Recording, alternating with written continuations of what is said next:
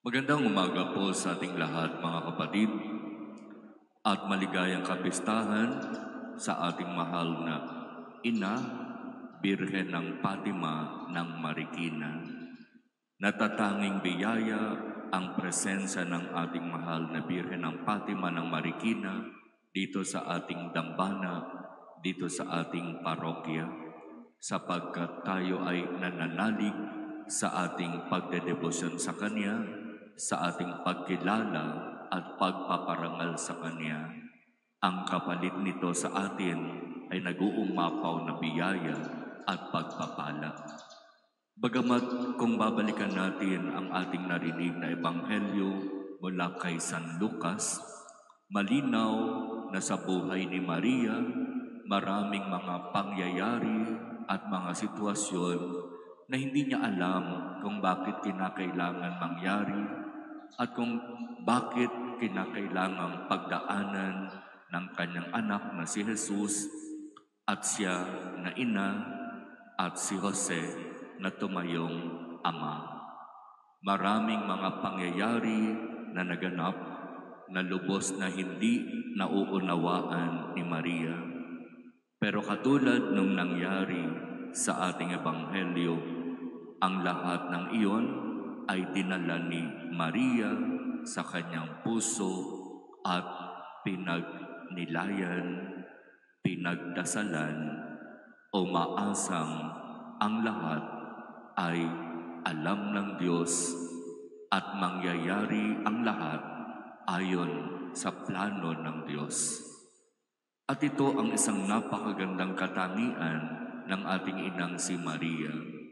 Sa mga sitwasyon na inihaharap sa kanya ng Diyos, hindi siya yung tipong nawawala sa sarili.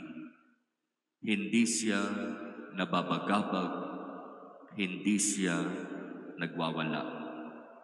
Tahimik niyang hinaharap ang lahat at pinagninilayan at pinagdarasalan. Nananalig siya ng napakatindi na kung anuman itong nangyayaring ito, ito'y alam ng Diyos. Maaaring hindi niya nauunawaan ngayon, pero mauunawaan niya rin pagdating ng oras. Basta't para kay Maria ang mahalaga, anuman ang sitwasyon na dumating sa kanyang buhay, ito'y kanyang haharapin ng buong pananampalataya at pag-asa. May magandang plano ang Diyos. May magandang mangyayari sa kabila nitong nakakagulat na sitwasyon na ito.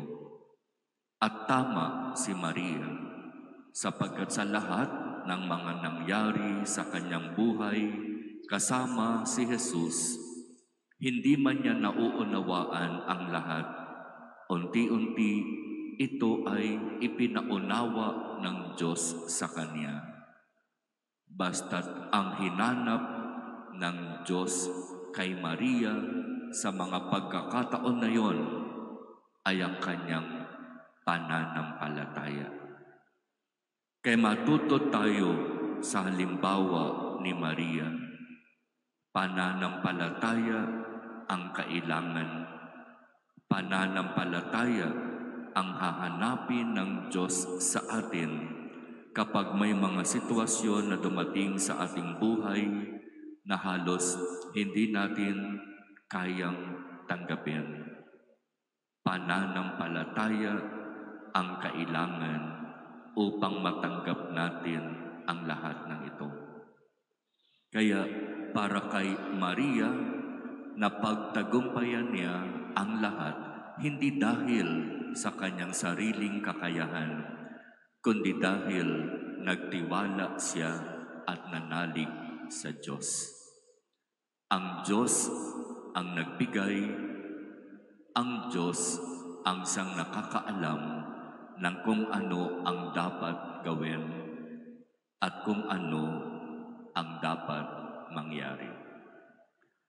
Ang pagdedebosyon natin sa ating mahal na Birhen ng Fatima ng Marikina ay malinaw din na nagsasabi sa atin, tandaan ninyo mga anak, kayo ay daranas ng maraming mga pagsubok, ng maraming mga pag-uusig at pagtuligsa. Pero tandaan ninyo, sa inyong pagiging tapat sa akin, ang biyaya ng Diyos ay inyong matatanggap. Kaya huwag nating kalimutan kasama sa pagdedebosyon sa mahal na Birhen ng Fatima ng Marikina ang maraming pag-uusig. Pero ipinaalam na yan ng mahal na ina noon pa mang siya'y napakita doon sa Fatima, Portugal. Alam niya ang daranasin ng mga magdedebosyon at kikilala sa kanya. Pero ang kanyang magandang sinasabi, pagdadaanan ninyo ang lahat ng iyan, basta't kumapit at magtiwala sa Diyos. At ang manatili na kumakapit at nagtitiwala sa Diyos hanggang wakas ang siyang pagpapalain. O aming ina, mahal na Birhen ng Fatima ng Marikina, ipanalangin mo kami. Amen.